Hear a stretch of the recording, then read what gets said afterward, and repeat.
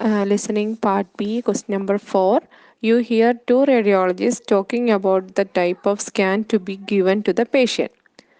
Question. They agree to choose the method which will. Option A.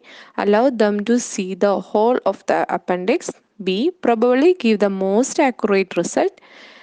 C. Have the fewest risk for the patient. I've just had a phone call from emergency. They have an 11-year-old boy with right lower quadrant abdominal pain.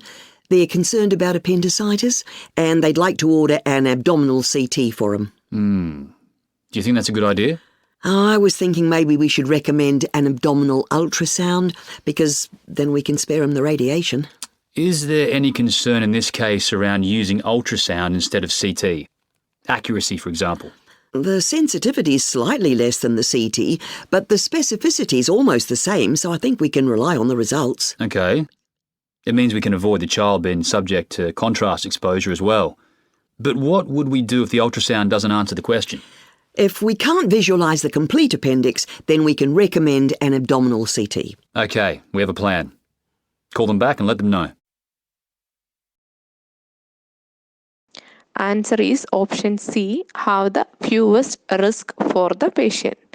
While they are talking about the risk of the child because they were doing the CT of the 11-year-old child. They told that we can avoid, like they were talking ultrasound we will do right now, and if it is not show the appendix, can do it in CT because ultrasound has less exposure to the radio, less exposure. They told like that.